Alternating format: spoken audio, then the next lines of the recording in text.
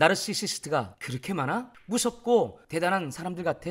구분하기도 어렵다는데 어떻게 대처할 수 있겠어? 엮이지 않는 게 좋다는데 직장을 바로 옮길 수도 없고 학교를 바로 옮길 수도 없고 가족으로부터 바로 독립할 수도 없는데 어떻게 대처할 수 있을까? 만약 여러분이 이런 생각이라면 이 영상을 꼭 보셔야 합니다. 안녕하십니까? 여러분의 건강한 삶을 돕는 색달아빠 백주부입니다. 여러분의 좋아요, 구독, 알림 설정은 좋은 영상을 만드는데 무척 힘이 됩니다.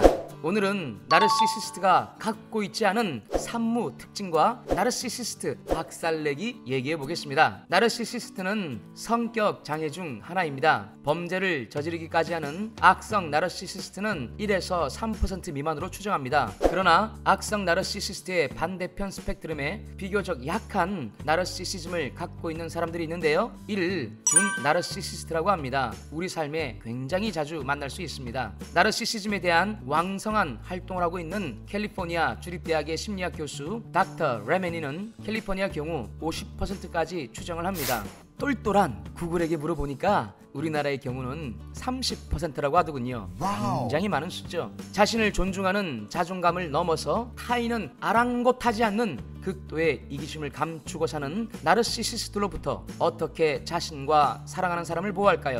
이 나르시시스트를 마냥 두려워한다거나 괴물처럼만 느낀다거나 무슨 대단한 영웅인 양 우러러봐서는 나르시시스트를 극복할 수 없습니다. 오히려 잘 모르기 때문에 대단해 보이고 두려워만 보이는 것이죠. 만날 수밖에 없는 나르시시스트를 어떻게 대처할까요? 먼저는 그들의 내면 세계를 이해할 필요가 있습니다. 알면 쉬운 거죠. 단순한 테스트나 팁은 간혹 도움이 되지만 근본적으로 나르시시스트가 왜 그러는지, 무엇이 그들의 약점인지, 그들의 내면 세계가 무엇인지를 알아갈 때 상황과 사람에 맞는 대처법을 익혀갈 수 있기 때문입니다. 나르시시스트 박살내기 산무 첫 번째, 무감각. 여기서 감각은 센스입니다. 위트, 재치, 기발함 등을 말하는 게 아니라 타인을 이해하고 받아들이는 센스를 말합니다. 나르시시스트는 바깥 세계에 대한 이 센스가 없는 겁니다. 나르시시즘은 자기 친화적 성격 장애입니다. 자기 내면 세계와 자신의 소리에 너무 빠져있기 때문에 바깥 세계를 잘 인지하지 못합니다. 어떤 선택을 하거나 말과 행동을 할 때 타인들이 어떤 감정과 상처를 받을지 전혀 인지하거나 느끼질 못합니다. 왜냐하면 무감각하기 때문이죠. 그러니 제 마음대로 할 수 있는 겁니다. 바람도 피우고 거짓말도 곧잘 할 수 있는 것이죠. 나 때문에 일어날 일에 대해 양심의 가책을 느끼면서 주저주저 한다면 나르시시스트의 과단성은 나오질 않습니다. 상식이 있는 사람이라면 자신이 잘못된 말과 선택을 하기 전에 먼저 가책을 느낍니다. 그러나 나르시시스트는 자신의 선택으로 인한 타인의 실망, 아픔, 배신감 등을 신경 쓸래야 못 쓰는 것이죠. 그러므로 타인에 대한 깊은 공감도 나올 수 없습니다. 아이러니하게도 이 무감각이 나르시시스트의 자신감, 과단성을 만들고 매력이라는 이름으로 포장되기도 합니다. 와, 저 사람은 참 과감해. 어떻게 저렇게 망설임이 없을까? 말도 참 시원시원하게 팩트 폭격이다. 이렇게 말이죠. 나르시시스트의 주저없는 모습은 타인의 감정과 아픔까지 심사숙고한 뒤에 나오는 보다 건설적인 추진력이 절대 아닙니다. 단지 순간 자신이 하고 싶은 말을 내뱉을 뿐이죠. 그러므로 아무나 할 수 없는 말을 하는 나르시시스트가 멋있게 보이고 시원하게 보이고 영웅처럼 보였다면 이제는 진실을 아셔야 합니다. 나르시시스트의 과단성 그리고 근자감은 이런 무감각에서 나오는 것입니다. 이 무감각의 상태는 중독의 상태와 같습니다. 알코올 중독, 도박 중독, 약물 중독처럼 뇌의 전두엽이 기능을 발휘하지 못하는 상태와 같은 것이죠. 도박장에서 이제껏 이뤄놓고 자신은 이번 게임에서 이길 수 있는 사람이라고 생각하는 자기 도취와 과대망상에 취해 있는 중독의 상태입니다. 여러분도 술 취해 보셨죠? 취하면 무감각해져서 아픔도 덜 느끼고 없던 자신감도 올라가고 자신이 대단한 양 현실감을 잃고 마구 얘기하죠. 애꿎은 봇대를 붙잡고 말입니다. 왜 이러는 걸까요? 감각이 없는 겁니다. 현실감 제로입니다. 그러므로 이런 무감각의 나르시시스트에게 내가 당신의 말과 선택으로 아프고 힘드니 내 마음을 좀 이해해 주세요 라는 식의 호소나 설득은 전혀 먹히질 않습니다. 이렇게 내 입장에서 겸손하게 호소하듯 말하는 메시지를 아이 메시지라고 합니다. 참 좋은 대화법이죠. 그런데 겸손하게 나의 내면 세계를 열어 호소해봤자 그래서 뭐 어쩌라고, 그게 나와 무슨 상관인데, 난 괜찮던데, 이와 같은 황당한 답이 돌아오기 일쑤입니다. 이 무감각에 대한 지식이 없으면 어떻게 사람이 그럴 수 있어? 충격만 먹으며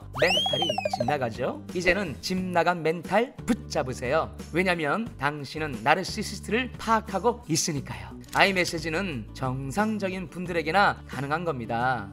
그러면 어떻게 이 무감각한 나르시시스트를 대하고 설득해야 할까요? 목마른 낙타가 물을 마시게 하는 방법은 낙타가 물을 마시고 싶도록 하라 라는 격언이 있습니다. 나르시시스트를 움직이려면 나르시시스트가 스스로 하고 싶게 해야 한다는 것이죠. 이들이 깊이 공감하고 느끼는 것은 오직 자기 자신입니다. 자기 아픔, 자기 실패, 자기 우울감 등이죠. 그러므로 나르시시스트에게는 자신이 치를 대가가 얼마나 크고 아픈지를 알려줘야 합니다. 나르시시스트 넥스트 도어라는 책에서 바람과 함께 사라지다는 영화의 주인공 오하라의 고백 장면을 언급하는데요. 스칼렛이 말하길, 내가 저지른 많은 악행 때문에 지옥에 갈까봐 두려워요. 곁에 있던 연인 렛 버틀러는, 만약 당신이 같은 상황에 처한다면 똑같은 행동을 할 거요. 당신은 도둑질에 대해서 전혀 미안해하지 않으면서도 감옥에 갈까봐 두려워하는 도둑과 같소 하고 웃습니다. 스칼렛은 나르시시스트의 전형적인 무감각을 보여줍니다. 자신의 말, 행동, 선택으로 재산을 잃고 배신감을 느끼고 아파하는 사람들에 대한 공감은 없는 것이죠. 이 고백은 단지 지옥의 고통을 피하고 싶은 자기애적 고백입니다. 자기애적 고백이요. 여러분도 이런 고백을 들어본 적 있으시죠? 이제는 나르시시스트의 자기애적 고백에 속지 마세요. 회사에서 나르시시스트 상사와 같은 부서인가요? 제일 좋은 것은 부서나 회사를 옮기는 게 최고이지만 현실에서는 쉽지 않습니다. 나르시시스트 상사가 비윤리적인 방법으로 타 부서와 경쟁하는 것을 가정해보죠. 그 상사에게는 윤리니 공정이니 더 나은 사회와 같은 이유로는 접근이 어렵습니다. 그 사람의 손익에 초점을 맞춰야 합니다. 손해와 이익이에요. 예를 들어, 부장님, 시간 지나면 옆 부서에서도 알게 될 텐데요, 가만히 있겠어요? 이거 아마 상부에 보고하거나 어쩌면 비밀스레 제보할지 몰라요. 부장님 승진해서 누락되거나 최악의 경우는 조사받을 수 있어요. 그러니 부장님 위해서라도 제고해 보셔야겠어요. 헛소리 하지마 임마. 뭐 이렇게 해보는 거죠. 제가 구체적인 예를 드는 것도 속마음은 좀 꺼려집니다. 왜냐면 상황마다 사람마다 달라야 하는데 듣는 분들 중에서 너무 스테레오타입으로 하시지 않을까 하는 염려가 있기 때문입니다. 그러나 제 채널의 구독자분들은 수준이 높으시죠. 나르시시스트의 무감각에 대해서 잘 생각해 보시면 상황과 사람에 맞는 적절한 표현법을 만들 수 있을 겁니다. 나르시시스트의 나쁜 행동을 제지하고 싶으신가요? 그들의 손익에 맞춰 경고하세요. 너의 그 선택으로 네가 받을 고통이 바로 이거야. 나는 네가 그런 고통을 당하길 원치 않아. 그러니 당장 멈춰. 너 자신을 위해서 말이야. 이렇게 말입니다. 네, 오늘은 나르시시스트 산무 특징 그 첫 번째 무감각에 대해서 말씀드렸습니다. 나르시시스트 박살내기 알면 쉽죠. 두려워하거나 대단하게 여기거나 괴물처럼 여길 필요가 없습니다. 그들을 알면 알수록 굉장히 불쌍한 사람들입니다. 보통 사람들이 갖고 있는 이 감각이 없기 때문이죠. 다음 편에는 나르시시스트가 갖고 있지 않은 산무 그 특징 두 번째와 세 번째를 말씀드리겠습니다. 기대해 주시면 좋겠습니다. 자, 그럼 다음에 뵐 때까지 건강하고 활력 있게 지내시길 바랍니다. 감사합니다. 다음에 봬요. 제발.